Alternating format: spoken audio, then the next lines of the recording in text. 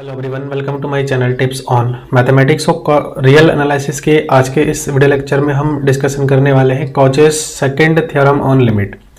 देखो, इसका एक फर्स्ट थ्योरम भी है कॉचे का, जो कि आने वाले टाइम में जो एग्जाम्स में क्वेश्चंस पूछे जाएंगे उसी से रिलेटेड काफ़ी इंपॉर्टेंट है। ठीक है, बाकी बात करें सेकेंड थ्योरम की तो ये भी इंपॉर्टेंट है, क्योंकि आपके सामने जो है कभी कभी सीक्वेंस से रिलेटेड कुछ ऐसे क्वेश्चंस आ जाएंगे जहां पर उसके nth रूट का जो क्वेश्चन होंगे, है ना, nth पावर का जो रूट होगा उसका जो क्वेश्चन होगा वो आप कभी कभी सॉल्व नहीं कर पाओगे, थोड़ा सा टिपिकल हो जाएगा। तो उस कंडीशन में आप कॉचे का जो पॉजिटिव टर्म सीरीज के जो ये सेकंड थ्योरम है लिमिट पर, इसका यूज करके आसानी से कर सकते हो। तो चलिए देखते हैं ये जो थ्योरम है वो क्या है और इसके कुछ एग्जाम्पल भी हम लेकर के समझने की कोशिश करेंगे। तो सबसे पहले बात करते हैं कॉचेस सेकंड थ्योरम क्या है। If an is a sequence of positive term, then limit n tends to infinite an raised to the power 1 by n is equal to limit n tends to infinite an plus 1 upon n। ठीक है, मतलब ये कहा जा रहा है कि अगर कोई an जो है एक सीक्वेंस है पॉजिटिव टर्म का, तो उस कंडीशन में जो an का ये जो an है, ये जो सीक्वेंस है, सीक्वेंस का nth रूट की अगर मैं बात करूं, ठीक है, सीक्वेंस का जो nth रूट है वो जो है सीक्वेंस के n plus वनथ and nth term के जो है रेशियोज के बराबर होंगे। मतलब क्या है कि अगर ये जो सीक्वेंस है वो एग्जिस्ट करता है तो ये वाले एग्जिस्ट कर जाएंगे। ठीक है, यहां पर कहा जा रहा है provided the limit on the right hand side exist whether finite और इनफाइनाइट। तो मतलब ये जो लिमिट होंगे वो हमारे या तो फाइनाइट होंगे या फिर इनफाइनाइट होंगे। ठीक है ना, ये एग्जिस्ट होने चाहिए। ठीक, तो ये अगर एग्जिस्ट होगा तो हम कह देंगे कि ये हमारा एग्जिस्ट हो गया है। अब इसके एग्जांपल समझेंगे तो बेहतर समझ में आएगा। The converse of this statement may और मे नॉट बी ट्रू। तो इस स्टेटमेंट ये जो स्टेटमेंट है इसका जो कन्वर्स है वो हो सकता है कि सही हो या नहीं भी हो। कैसे होगा वो भी एग्जांपल के हेल्प से हम समझेंगे। ठीक है ना, converse statement is nothing but, ये कहा जा रहा है कि देखो अगर ये एग्जिस्ट कर गया, मान के चलो कि ये साइड वाला एग्जिस्ट कर गया, तो कोई जरूरी नहीं कि ये भी एग्जिस्ट करेगा। समझ में आ रहा है, ये भी एग्जिस्ट कर जाएगा, ऐसा जरूरी नहीं है। ठीक है, तो इसका एग्जांपल समझेंगे तो ज्यादा बेहतर समझ में आ जाएगा। चलिए देख लेते हैं इसके कुछ। सबसे पहले तो छोटे छोटे एग्जांपल से हम समझने की कोशिश करेंगे, तो उसके हेल्प से हमें आसानी से थोड़ा सा थ्योरम को भी समझने में हेल्प मिलेगी। तो पहला एग्जांपल यहां पर हम लेंगे, और ये जो एग्जांपल है एग्जांपल 1। ठीक है, यहां पर ये कहा है कि an जो है ना एक सीक्वेंस हम ले रहे हैं जो कि 2 raised to the power n type का है। समझ आ गया। अब क्या करेंगे, देखो हम सबसे पहले तो लेफ्ट हैंड वाला जो 1 है उसको हम देख लेते हैं एक बार कि क्या उसमें है। तो an raised to the power क्या आता है, 1 upon n आता है। हालांकि इसको कैलकुलेट करने की हमें जरूरत ही नहीं है, मैं आपको रियली बताऊं तो इस चीज को कैलकुलेट करने की जरूरत ही नहीं है, क्योंकि अगर इस साइड वाला आ रहा है तो अगले साइड राइट हैंड साइड वाला अगर एग्जिस्ट कर जा रहा है तो nth रूट का जो लिमिट होगा वो भी हमारा एग्जिस्ट करेगा और वो इक्वल होगा। ये कॉचे का सेकंड थ्योरम है। ठीक है, तो इसमें क्या है, an हमारे पास कितना है, 2n है, तो 2n raise to the power 1 by n, और ये अल्टीमेटली हमारे पास क्या आ जाएगा, 2 आ जाएगा। और अगर इसमें हम लिमिट अप्लाई भी करते हैं n tends to infinite an raise to the power 1 upon n, तो ये भी हमारे पास क्या आ जाएगा, अल्टीमेटली 2 ही आएगा। अब हम क्या करते हैं, इसके रेशियोज को काउंट करते हैं। किसके किसके रेशियोज को, a n प्लस 1 मतलब nth plus n plus 1 term का और nth टर्म का रेशियो का जो है लिमिट हम काउंट करते हैं। तो इसमें क्या आ जाएगा, a n plus 1 by a n। तो a n प्लस 1 क्या हो जाएगा, देखो 2 raise to the power n plus 1 divide by क्या आ जाएगा, 2 raise to the power n, और ये अल्टीमेटली हमारे पास क्या आ जाएगा, 2 raise to the power n into 2 divide by 2n, और इसको मैं सॉल्व करूंगा तो हमारे पास क्या आएगा, 2 आएगा। सिमिलरली अगर मैं यहाँ पर लिमिट अप्लाई करता हूं, limit n tends to infinite an plus 1 upon an, तो ये भी हमारे पास अल्टीमेटली क्या आ जाएगा, 2 ही आएगा, क्योंकि कांस्टेंट टर्म है, इसमें हम लिमिट कितना भी अप्लाई कर ले कोई फर्क नहीं पड़ेगा। ठीक है ना। तो देखो हम देख सकते हैं कि दोनों साइड में जो हमारे पास क्या आ रहा है, इक्वल आ रहा है, मतलब कॉचेस सेकंड थ्योरम जो है वेरीफाई हो रहा है, मतलब ये एग्जिस्ट कर रहा है।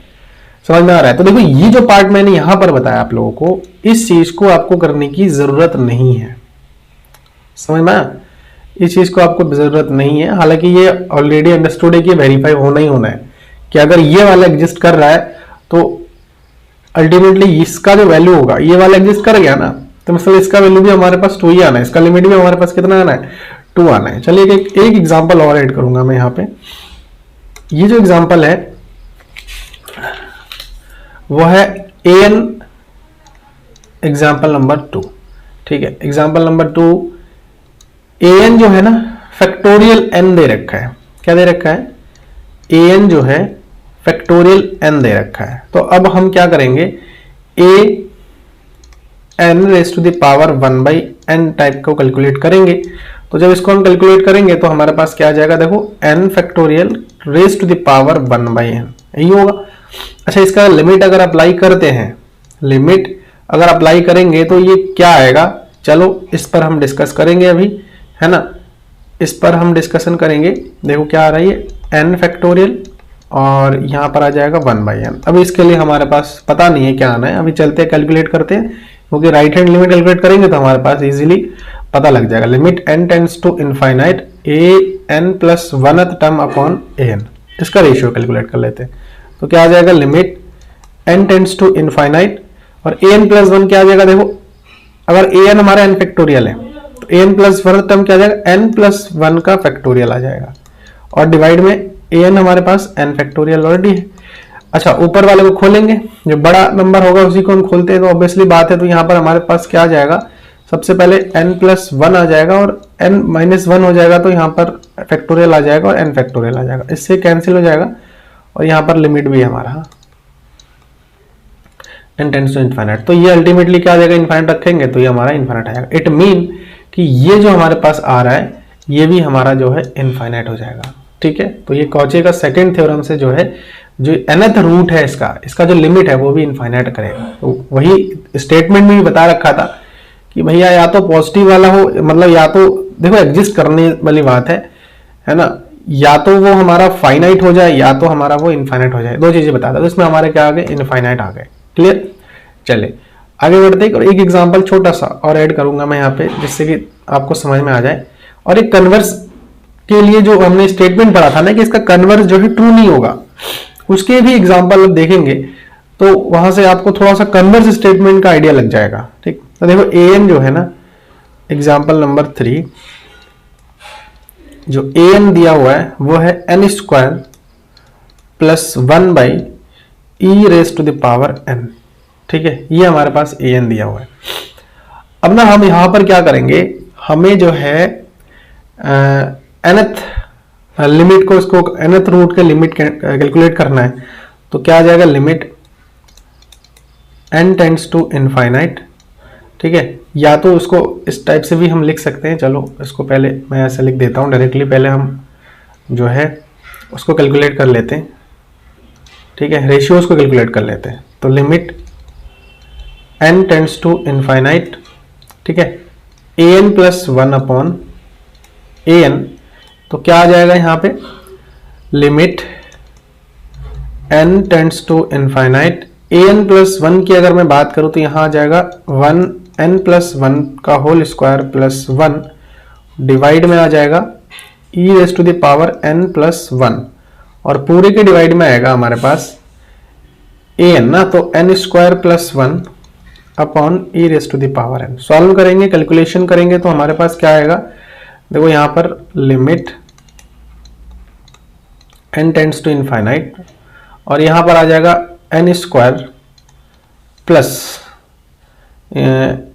2n प्लस 1, और प्लस 1 आ जाएगा, होल स्क्वायर को हमने खोल लिया है, और डिवाइड में आ जाएगा e raise to the power n into e आ जाएगा, 1 है। अब देखो यहाँ से कैलकुलेट करेंगे तो n square plus 1 upon e raise to the power n, इससे एक कैंसिल आउट हो जाएगा, और हमारे पास जो बचेगा अल्टीमेटली तो ये आएगा limit n tends to infinite, और यहाँ से आ जाएगा हमारे पास देखो n square plus 2n plus 2, ठीक है, और अपॉन में 1/e रहेगा, जो कि यहाँ से आ जाएगा N square plus 2n plus 2, और डिवाइड में आ जाएगा हमारे पास e इंटू ये वाला टर्म आ जाएगा। ठीक है, क्या एन स्क्वायर प्लस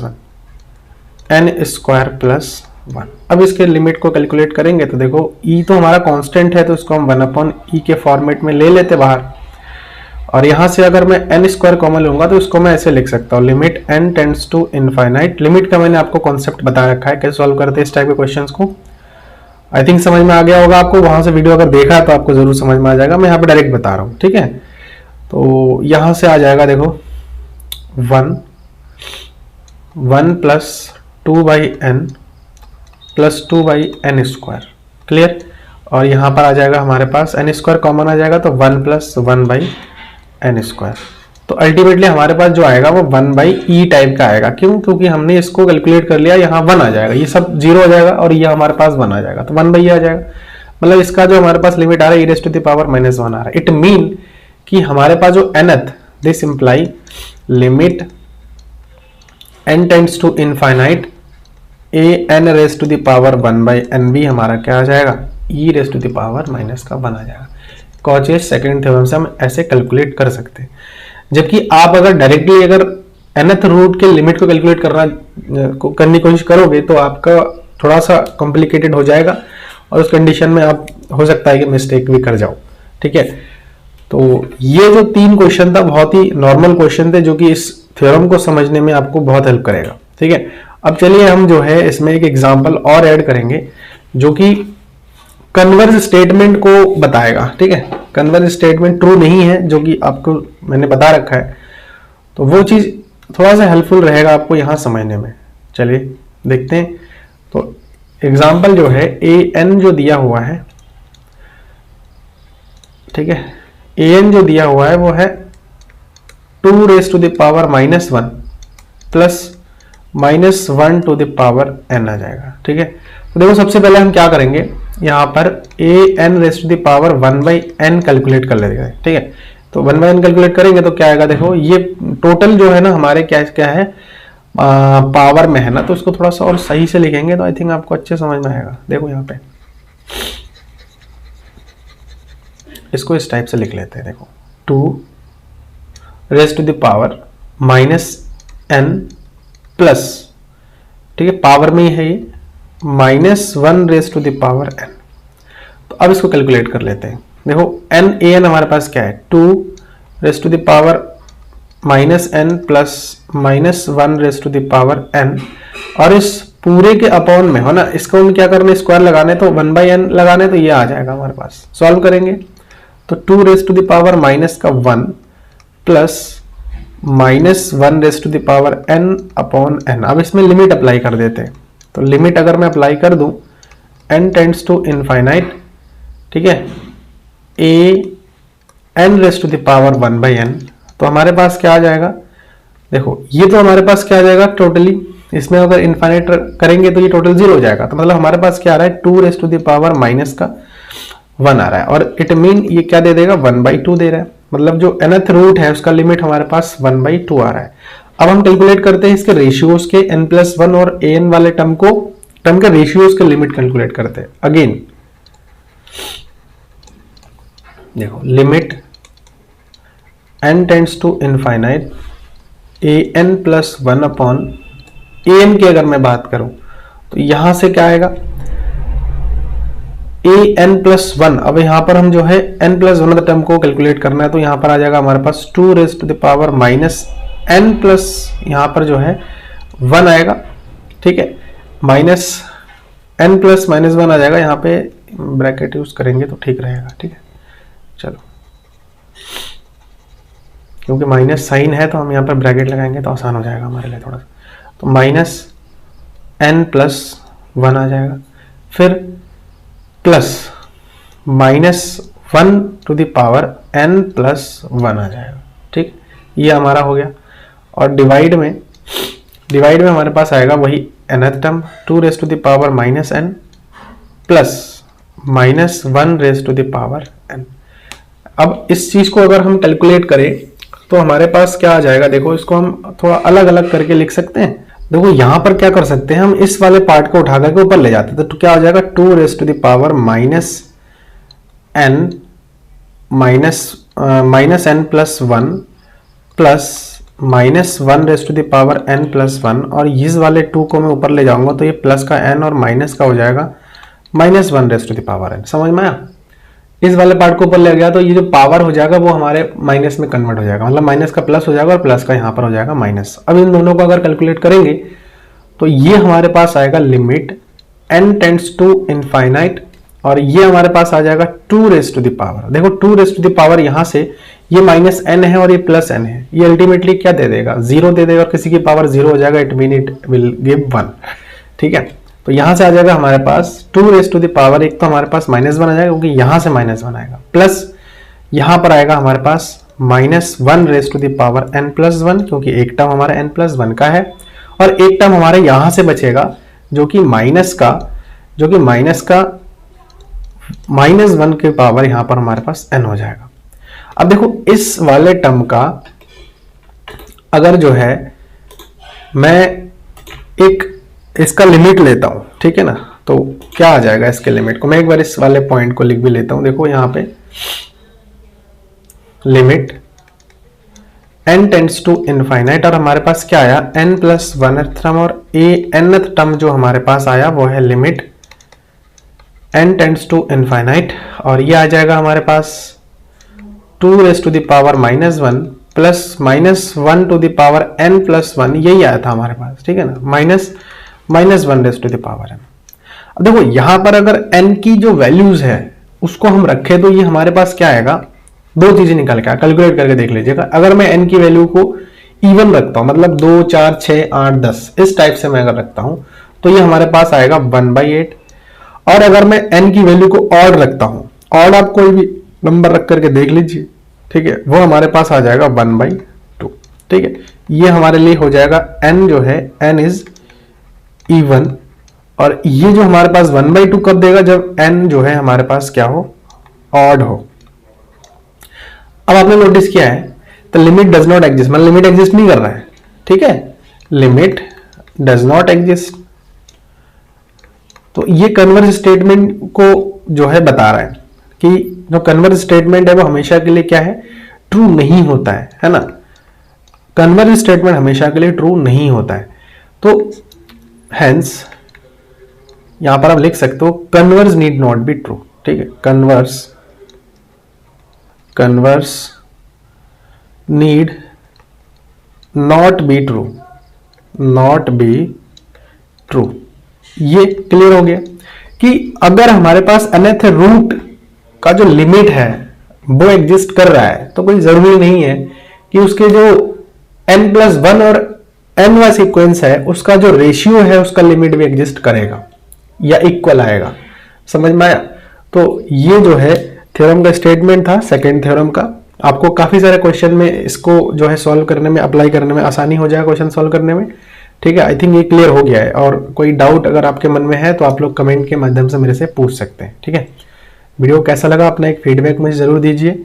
ठीक है, कमेंट बॉक्स आप लोग के लिए हमेशा के लिए ओपन है, वहां पर आप लोग लिख सकते हैं। और वीडियो सही लगे तो इसको आप लोग जो है लाइक करिए, चैनल पर अगर नए हैं तो इसको आप लोग सब्सक्राइब जरूर करिएगा, और नोटिफिकेशन बेल को प्रेस करके ऑल कर दीजिए, क्योंकि मेरे चैनल में CSIR नेट और हायर मैथमेटिक्स से रिलेटेड कंटेंट कंटिन्यूसली अपलोड होते रहते हैं। ठीक है, मिलते हैं नेक्स्ट वीडियो में। Thank you so much.